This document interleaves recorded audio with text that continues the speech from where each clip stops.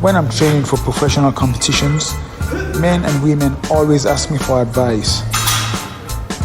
To women, I say push yourself harder than you ever have before and go beyond your comfort zone. Focus on your goals.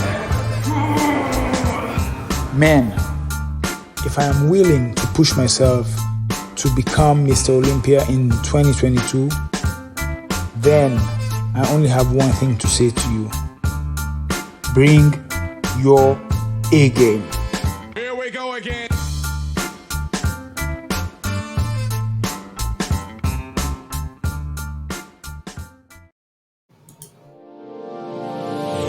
Hey all my Crimsonites, and welcome to the Crimson Cure channel, where we embrace our femininity, increase our womanly value, and celebrate our brothers. So join me on our feminine journey to learn, heal, and grow.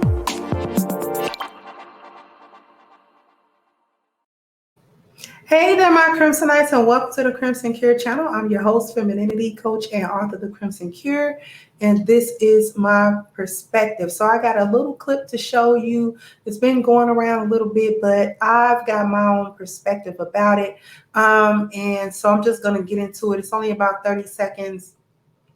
I'm going to share my screen, and then I'll be back to give my perspective. So here we go. Really effed up. Check this out. As a single mom, I got this shit. I got it. I ain't calling her dad. I'll die starving on the road before I call her dad. So I'm like, you know what? I'm all the way up here. That's the dumbest shit ever. Hey, Jay, let her rock out a little bit. We can digest that later. Let her rock out a little bit. I'm gonna die on the side of the road before I call your dad. Yeah, it's wow. Who? Something really effed up. Check this out. Okay.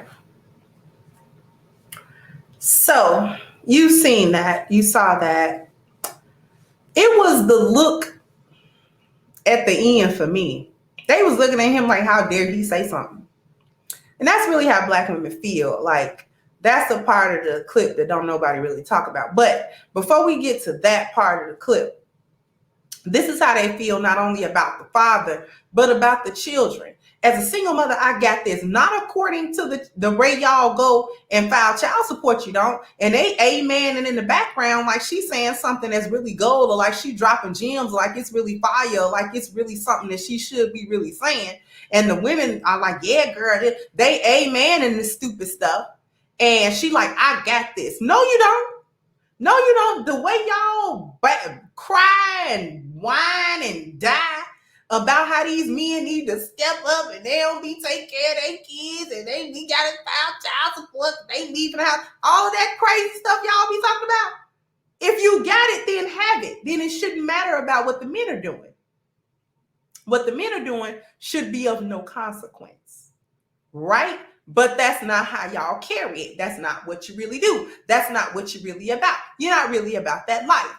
So she's talking about if I'll die starving on the road before I call her father, that means if you die starving on the road, then the little girl is doing what? Starving on the road with you. So your pride and your ego takes precedent over the well-being of the child. And this is who we have raising children in our community, and we wonder why the girls turn out the way they do and the boys turn out the way that they do.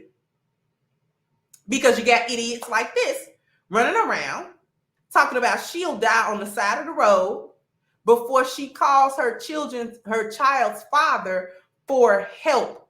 And I don't even care what she was going to say after that, because the statement was so stupid, and you could see the look on the guy's face like, excuse me? Excuse me? So you will have my child in dire straits because you feel some type of way about calling me? No type of thought going on in your head. No type of thinking going on in your mind. Well, you're not working with no thought. What's going on in y'all head? Every everything you do is so emotionally wrapped in how I feel about this dude, and he ain't doing this and he ain't doing that. Like, this is crazy. And y'all really do be dragging these kids through the mud because of the spite that you have for the father. You will take these kids through anything. They will be living in squalor with you and living in poverty with you. Even if he's the better qualified parent, because you feel some type of way, and having the child in your care gives you the opportunity to dangle it like a carrot in front of his face and try to control him with whether or not he can see his children and all this type of stuff. You so busy doing that you can't even so much as take a second thought or a back seat to look at your child to see what's going on with your child and how this is affecting your child. Because you don't care about these children. I wish that y'all would practice more abstinence and birth control. Because y'all do not want these kids. Y'all do not even like these kids. Why do y'all have children? Why do you even go through the whole shebang with pregnancy and childbirth? Why do you do it? I don't understand why you do it. Because you don't like the kids. You don't like the man that you chose to birth children for. You don't like him. So therefore, you don't like nothing that come from him. So I'm trying to figure out why you so invested in having kids. And then when you have them, you proud to be uncovered with your children. You're the only group of women I know that is proud to be uncovered with your children. That is proud to say you birthed a child for a man you neither like, you don't know him, you don't trust him, you don't, none of that. Y'all will drop a baby for any man. And then why he ain't being a father? Do you even know him? Some of y'all dropping kids for me and y'all only been kicking it with for a couple of months. And then here you go with a child. Now you want him to quote unquote step up and be a man and be all this other stuff to you. When he never promised that, he never said he was any of that stuff. And you didn't ask. Your vetting process is for crap.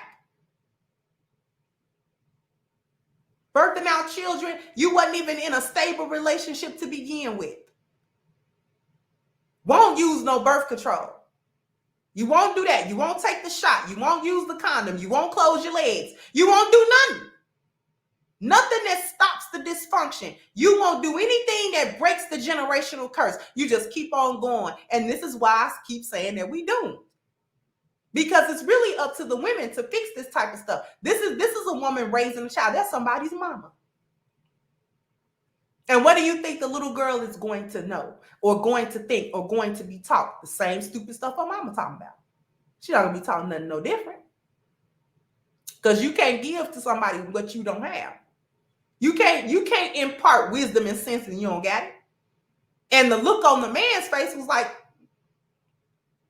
that's the dumbest thing I ever heard. And excuse me, as if he was supposed to be scared to say it again. And this is the attitude that Black women generally have towards Black men. He better not say nothing. He doesn't have a right to say anything. Could you repeat that? Yeah, I can repeat it. What you gonna do about it? It's stupid. Why is he saying it is stupid? Because he's thinking with a logical mind. He's thinking what's best for the child. Forget how we interact. Forget what you think about me. Forget how you feel about the man. What about the child? What about that? That should be both parents' biggest concern. Not what you feel and who you with, and is you talking to that chick, and is you bringing her over here. Just like I mentioned before, the woman in Houston that shot her child's father because he's dropping off the child with the new girlfriend and the cop. That ain't none of her business. That's none of her business. Y'all be moving on with all kind of men. And don't want the men to move on from you. But you push him away. And then you be proud to push him away. As a single mother, I got this. Really? You got what? What do you have? The passing on of a generational curse is what you have. What you have is a pathology to pass on to your children. What you have is an incomplete family unit. What you have is children without their fathers. What you have is a dysfunctional mindset that you are going to give to your children, regardless of whether it's boys or girls. That's what you have. You have a life that you live in with children, and you are an uncovered woman. That's what you have. A lack of a man's 4 P's is what you have. We the only group of women that feel like it's empowering not to have the cover of our men. Not in a general sense, and we feel like that in an individual sense as well. That the men that we deal with one-to-one, we proud not to have their cover as well. We act as if we don't need any of those 4 P's that men have, but we beg for them. We raise our sons to give us these very 4 things. But the problem is we don't want to be accountable for receiving those things. We don't want the responsibility and the accountability that come with it. That's why she would rather starve on the road than call the father, because the father got some kind of accountability for her. What kind of decisions are you making in with my child in your care? Because these don't seem like good, sound decisions. And so if you're unable to make good, sound decisions, maybe you should get a baby to me. And that's the part they don't want to hear. That's why she would go through all kind of trials and tribulations and turmoil before she would call the father, because she don't want to have to give an account to that father about all of the stupid stuff that she's doing. She doesn't want the father to know. She doesn't want him to exercise his right to say, not with my child you won't. You grown, you do what you want to do, but you're not going to drag my child through it. My child going to have some stability. They're going to be with me. If you want to move pillar to post and man to man, do it. But my baby not going to do it. And she do everything she can in her power to keep that accountability away from her.